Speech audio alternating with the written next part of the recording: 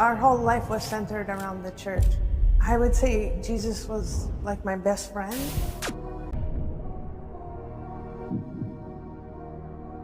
Elle s'appelle Daisy. Daisy était chrétienne et enseignante dans une école catholique. Et pourtant, c'est lorsqu'elle est partie en Arabie Saoudite pour prêcher le christianisme que tout a changé. À la fin de l'entretien, l'intervieweur lui pose cette question.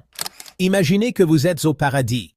En dehors d'Allah et du prophète Muhammad, que la paix soit sur lui, à qui aimeriez-vous parler? Elle a répondu, à Jésus. Et elle explique ensuite ce qu'elle aimerait lui dire.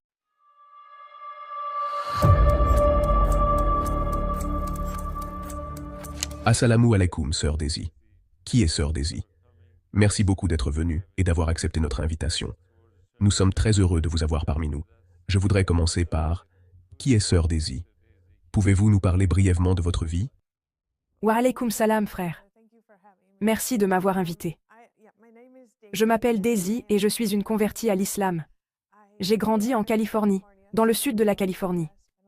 Je passais beaucoup de temps dans l'océan, à faire du surf et de l'équitation. Ma famille était catholique. Nous avons grandi dans une famille irlandaise très pratiquante. Ma sœur était en fait une religieuse carmélite du tiers-ordre. Et quelques-uns de mes oncles sont prêtres. Comment était votre vie en matière de foi? En quoi croyiez-vous à l'époque? Avant cela, je priais toujours Jésus ou Marie, et je faisais le rosaire, un peu comme le tasbih. Mais on priait Marie, ce qui est très différent. J'avais une relation avec Jésus. Ma famille a même construit des églises. Toute notre vie tournait autour de l'église. Nous allions au catéchisme, aux cours de confirmation, nous enseignions dans les groupes de jeunes, toutes sortes d'activités. Mes meilleures amies, à l'époque, étaient des religieuses. On m'a enseigné que Jésus est Dieu, que Dieu est Jésus, et que les trois ne font qu'un. Le Saint-Esprit, la Trinité, c'est bien sûr l'enseignement catholique. Je dirais que Jésus était comme mon meilleur ami. C'est ce qu'on nous apprenait. On comptait sur lui pour tout. On lui parlait tout le temps. Qu'est-ce qui vous a poussé à remettre vos croyances en question? Je ne comprenais pas, si Jésus est Dieu, pourquoi est-il mort? Dieu ne meurt pas. Ça a toujours été difficile à comprendre. Pourquoi Dieu ferait-il cela à son enfant? Si c'est vraiment son enfant, pourquoi le torturer? Pourquoi ne l'a-t-il pas sauvé ou emporté? Je pensais à cela déjà enfant. Quel genre de Dieu ferait cela à son propre enfant, ou laisserait cela arriver? Il y avait donc beaucoup de choses qui n'avaient pas de sens. La crucifixion, la Trinité. Comment a commencé votre cheminement vers l'islam? Je dirais que cela a commencé quand je suis allée en Arabie. Je travaillais là-bas à l'ambassade américaine pour y mettre en place une crèche pour les employés de l'ambassade. J'y suis allée, mais je travaillais aussi avec mon prêtre. Et quand je leur ai dit que j'y allais, ils m'ont dit « C'est une excellente opportunité de transmettre le christianisme parce qu'on ne peut pas entrer là-bas. » C'était vraiment difficile à l'époque pour les chrétiens d'y entrer.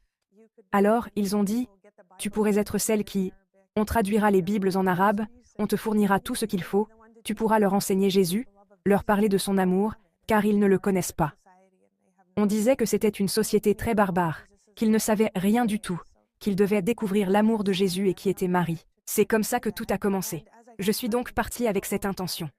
Mais en parlant avec les gens là-bas, en Arabie Saoudite, je me suis rendu compte que je ne connaissais pas le Coran. Mais eux connaissaient la Bible. Beaucoup d'entre eux connaissaient la Bible. Ils savaient ce qui y était enseigné. Ils en savaient plus sur Jésus que moi. Quand je leur parlais des miracles de Jésus, je leur racontais certains miracles, et eux m'en citaient d'autres. Ils ont parlé du miracle où le bébé parle, puis d'autres miracles. Ensuite, ils ont parlé de Marie. Ils me disaient des choses magnifiques sur la sourate Mariam et sur les palmiers qui lui donnaient des dates pendant son accouchement. Et je me disais, waouh, rien de tout cela n'est dans la Bible. Et pourtant, c'est lui que nous considérons comme Dieu. C'est en lui que nous croyons. C'est notre Messie, Jésus-Christ. Cela m'a frappé. Ça m'a réveillée à ce moment-là. C'était difficile de continuer, parce qu'il me répondait avec des arguments très puissants, bien plus solides que les miens. Parfois, je restais sans voix.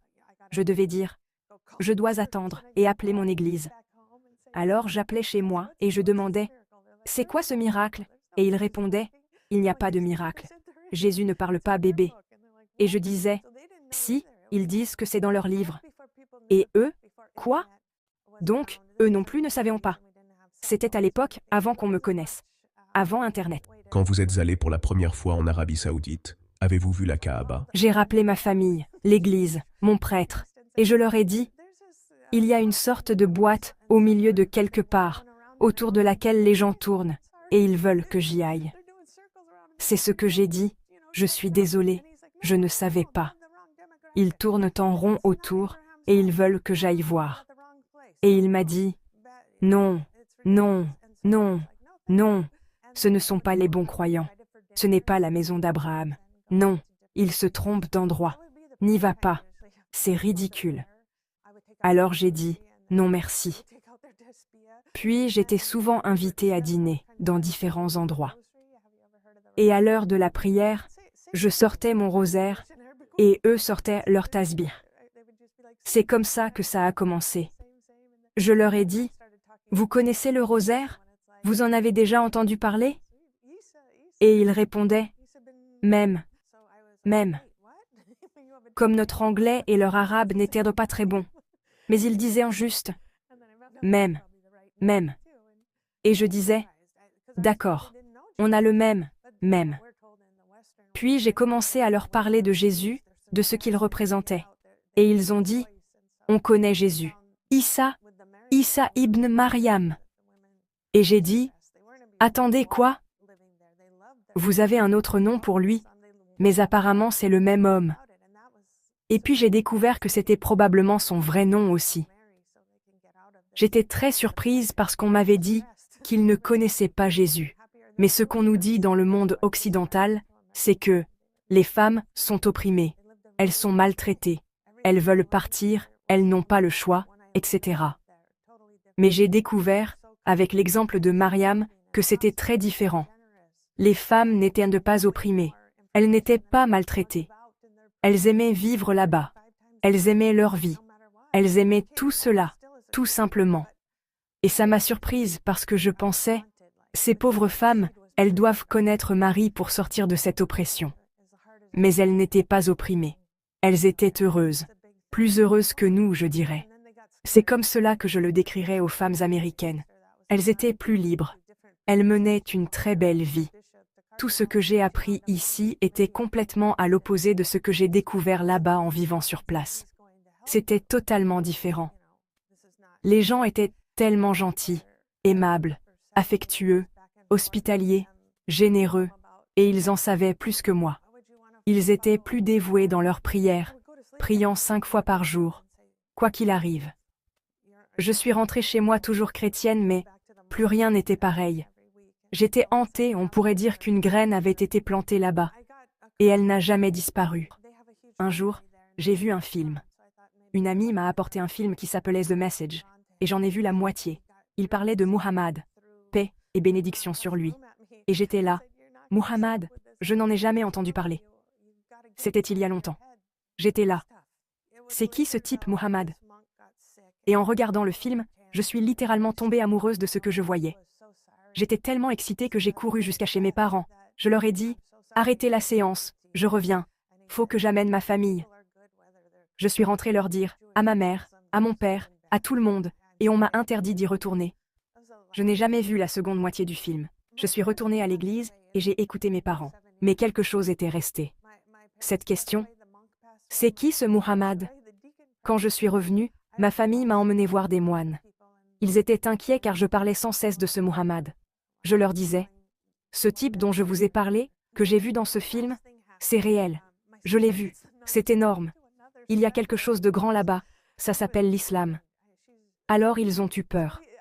Ma famille s'est mise en colère, paniquée.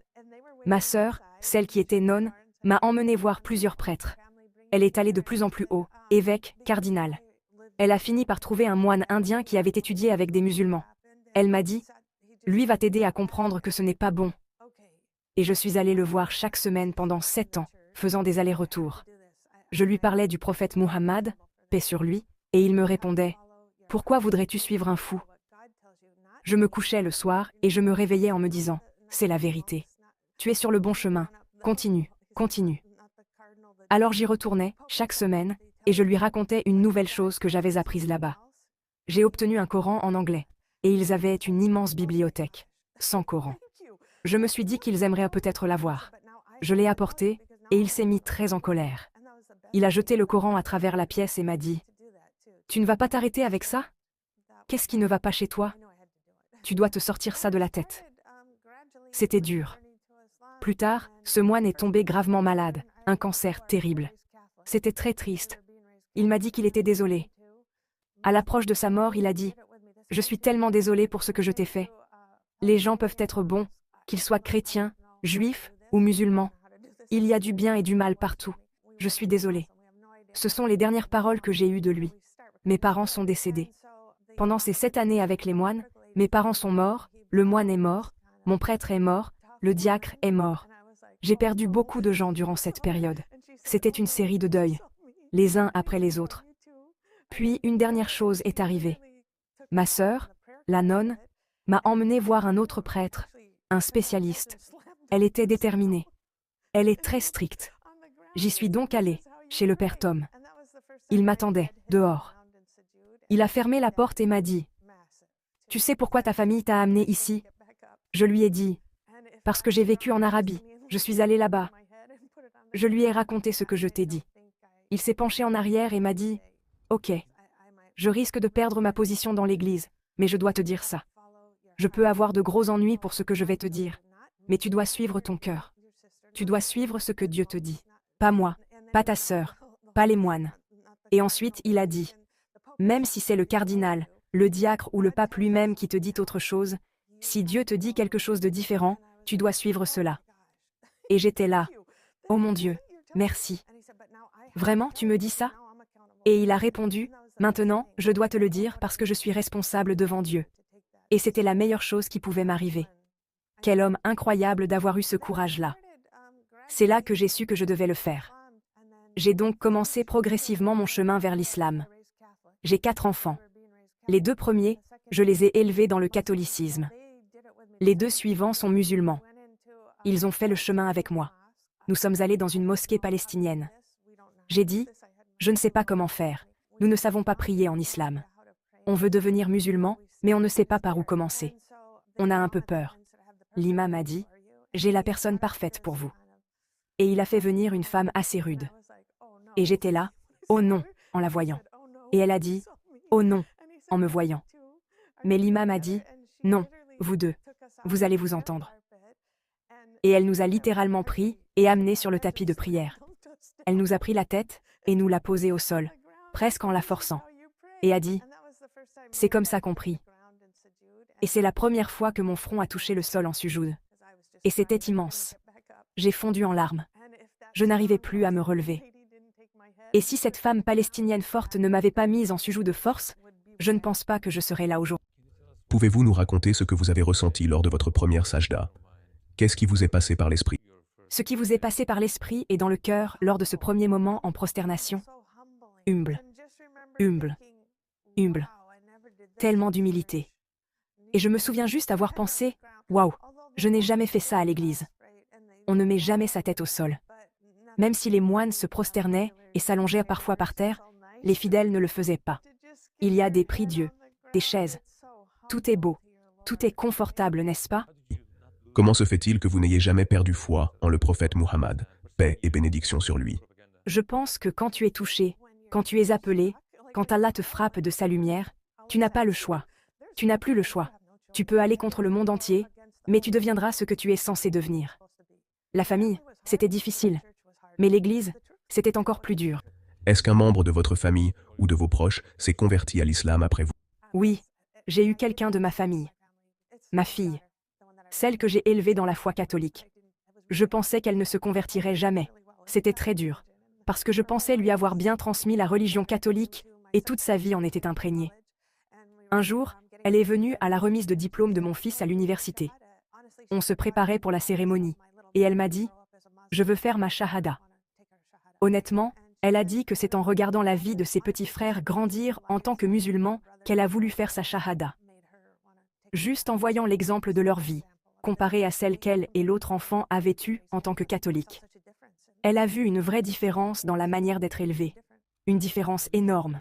À votre avis, Comment une convertie peut-elle expliquer l'islam à sa famille? Cela semble très difficile. Je pense qu'ils ont peur. La plupart de ceux que j'ai rencontrés, ils ont très peur d'en parler à leur famille, et je pense qu'il faut se concentrer sur autre chose. Au lieu de craindre ta famille, crains Allah. C'est simple, non? Et je ne pense pas que prêcher soit une bonne idée, pas trop en tout cas. Je pense que l'exemple que tu donnes dans ta vie, comment tu vis, comment tu les traites, ta famille, c'est ça qui compte. Tu devrais les traiter encore mieux qu'avant, maintenant que tu es musulman, n'est-ce pas? Et voir ça, comme je l'ai dit avec ma fille, voir comment est notre vie maintenant, voir comment ses frères sont élevés dans l'islam, ça a eu plus d'effet que n'importe quel discours. Parce que les mots peuvent rester des mots. Avez-vous déjà vécu un événement marquant où vous avez senti un lien fort, profond, avec Allah? Oui, un me vient tout de suite à l'esprit. Quand j'étais à Taïf, en Arabie Saoudite, dans la région montagneuse là-bas, j'étais un peu seule avec un berger, en train de grimper la montagne, de marcher. Et j'ai été frappée d'un sentiment d'émerveillement intense, tout en haut de la montagne. Je ne pouvais pas l'expliquer. J'ai même couru chercher un hôtel, pour appeler ma famille, pour leur dire qu'il y avait quelque chose ici, dans cette terre. Quelque chose dans cette poussière, ce sol, d'où viennent sûrement les prophètes, et qu'on ne retrouve pas en Amérique. J'ai dit à mon père, « Papa, il y a quelque chose ici. Je ne trouve pas les mots, mais on ne l'a pas en Amérique. Ici, c'est différent. » Et mon père m'a répondu, « C'est Dieu. » Et j'ai dit, « Ah bon ?» J'ai entendu la dent retentir. Je ne savais pas encore très bien ce que c'était. Mais il venait de partout, différents Adams, plusieurs à la fois. Et j'étais en haut de la montagne, et c'était une expérience magnifique. Juste entendre tous ces Adams, regarder le berger avec ses moutons, et être là-haut, je me disais, « Waouh, c'est puissant. Il y a quelque chose ici que tout le monde devrait connaître, tout le monde devrait avoir ça. » Et je n'arrêtais pas de penser, « L'Amérique doit savoir ça, ils ne savent pas. » Après votre conversion, qui sont Marie et Jésus pour vous aujourd'hui? Après l'islam, Jésus n'est plus Dieu pour moi. Dieu est Dieu. Je ne vois plus aucun moyen possible. Ça n'a pas de sens pour moi que Dieu puisse être Jésus, et Jésus être Dieu. Parce que ça ferait deux pouvoirs. Et alors, qui commande? Il doit y avoir un seul Dieu. C'est juste du bon sens. L'islam, pour moi, c'était du pur bon sens. Et j'ai aussi ressenti que je devais voir Jésus comme un prophète très respecté, paix sur lui. Et j'ai toujours le même amour pour lui, un amour immense. Mais je ne prie plus Jésus. Je prie celui à qui lui-même priait. Et Marie, j'ai le plus grand respect pour elle. Et quand j'ai lu et entendu la sourate Mariam dans le Coran, tu pleures, tu sais?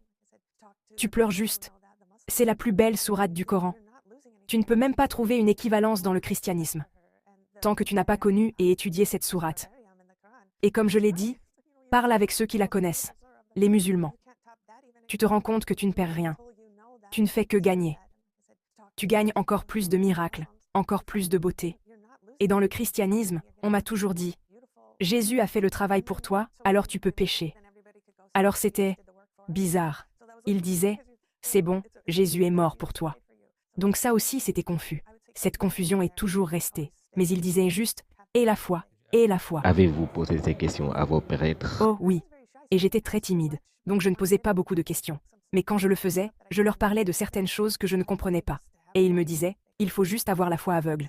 Ils appelaient ça l'invisible, l'inconnu. Il faut juste croire. Ne pose pas de questions. Alors j'essayais de faire ça. Mais voilà, si tu poses trop de questions, ils te diront, tu manques de foi. Alors que l'islam c'est tout l'inverse. On t'encourage à poser des questions. Donc pour Jésus, il y avait beaucoup de choses et la confusion autour de la Trinité. Et si un chrétien vous demandait, pourquoi as-tu quitté l'équipe de Jésus et Marie pour devenir musulmane? Je leur dirais, je ne les ai pas quittés. Je les ai encore mieux connus en devenant musulmane, et je les aime encore plus maintenant. En fait, je suis partie travailler en Arabie Saoudite, et j'y suis allée en pensant que j'allais leur enseigner le christianisme. Ça ne s'est pas du tout passé comme prévu. C'est eux qui m'ont appris plus de choses sur mon propre christianisme, sur mon Sauveur Jésus-Christ, que je n'en savais moi-même. Et ça m'a bouleversée, littéralement. Parce que je me disais, mais ce sont des miracles énormes dont vous me parlez. Je retournais en arrière, et ils disaient, non, ce n'est pas là, on ne sait pas de quoi tu parles. Et alors je me suis demandé, comment les chrétiens peuvent-ils ne pas croire en ces miracles, en Dieu, en Christ, quand tout cela est dans le Coran? Si vous pouviez parler à la vous de 18 ans, que lui diriez-vous? L'islam. L'islam. L'islam. Commence jeune. Commence dès que tu sais. N'attends pas. N'attends pas une seule minute. Si quelqu'un vous regarde maintenant, que son cœur s'ouvre à l'islam, mais qu'il a peur de la réaction de sa famille, qu'aimeriez-vous lui dire? Ne crois pas ce que tu entends dans les médias. Fais tes recherches toi-même ou va à la source. Va voir les musulmans eux-mêmes. N'aie pas peur. Il n'y a rien à craindre. Même si tu fais ta shahada et que tu te trompes ensuite, comme moi, je suis retournée à l'église après. C'est pas grave. C'est pas grave. Il n'y a rien à craindre dans la shahada. Elle ne t'apportera que des bénédictions, encore et encore. Et nous sommes tous là pour toi. Nous formons une seule oumma. Nous sommes ta famille. Tu crois peut-être que tu perds ta famille, mais en réalité, tu vas en gagner une encore meilleure. Une famille de musulmans qui dépassera même celle que Dieu t'a donnée au départ. Imaginez que vous êtes au paradis, Inch'Allah, à part Allah et le prophète Muhammad. Paix et bénédiction sur lui. À qui aimeriez-vous parler? Jésus. Oh, c'est difficile. Je lui dirais que je suis désolée que son peuple n'ait pas compris, qu'il avait apporté le bon message, mais que les gens l'ont mal interprété. Je suis désolée. J'ai de la peine pour lui, parce que je sens que Jésus ne nous a jamais dit de prier pour lui, ni de l'adorer. Donc je serais juste heureuse de savoir qu'il est musulman, et qu'il est avec Muhammad, paix sur lui, et que tout est enfin clair.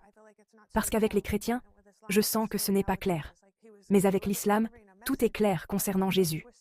Il est venu avec un message, mais ce message a été tordu, retourné, dilué avec le temps. Sœur Daisy, merci pour vos réponses sincères. Que Dieu vous récompense. Merci de m'avoir invité. Qu'Allah vous bénisse pour cela et pour tout ce que vous faites, tous vos efforts. C'est une